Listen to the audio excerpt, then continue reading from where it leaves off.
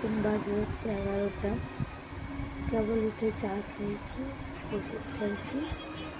তো হচ্ছে আমার বেটা একবার উঠেছিল ঘুম থেকে, উঠে খাওয়া দাওয়া করেছে, খেয়ে আবার শুয়ে গেছে। আসলে ঠান্ডা লেগে গেছে খুবই আমার। আসলে আমার পেটার শরীরটা না ভালো, শরীরটা ভালো না হলে পেটা না না। ফোন দেখলে হলো, আমি এত আস্তে কথা বলছি শুধুমাত্র ওর জন্য। কানটা এতটাই ওর খারাপ, মানে সব একটু আওয়াজ হলেই শরীরটা প্রচণ্ড খারাপ। আমি ঘুমটাতে চাইছি আমার, কারণ আমি মনে করি বাচ্চাদেরকে ঘুম থেকে ওঠানো জোর করা উচিত না, কারণ ব্রেন অ্যাটাক হয় ওদেরও। ঘুম যদি না পুরো হয় শরীরে কখনো লাগে না, খিদাও পায় না, তাই কখনো আমরা জোর করে উঠাই না, যতক্ষণ হচ্ছে ঘুম।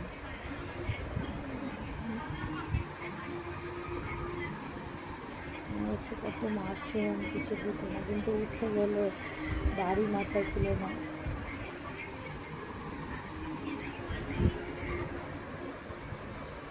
না মা আসো, আসো আমাদেরকে আসো।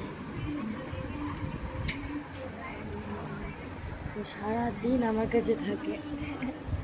না মা না, ওর মা কাজ করে আর ওই আমার কাছে থাকে সারাদিন। ওর মায়ের টেনশন নাই কোনো, কারণ আমি ওকে রাখি। দেখো ঘুম ভেঙে মমকে দেখে হাসছে, দেখো মা ঘুমু হয়েছে, মা ঘুমু হয়েছে, হাম্মা দেখতে যাবে, তুমি হাম্মা দেখতে যাবে?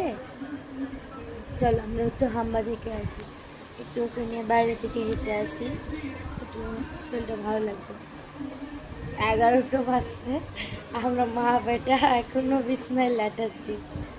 হ্যাঁ কুড়িয়া, আমার বেটা সবসময় খেলাধুলো করতো আমার সাথে থেকে থেকে, ওই কুড়িয়া হয়ে গেছে না উঠে। চলো তো হাম্মা দেখে আছে, চলো ঠিক আছে, টাটা বলতো, টাটা বলতাম মা, টাটা বলতাম মা, টাটা বলতাম, হ্যাঁ টাটা বলতাম, টাটা।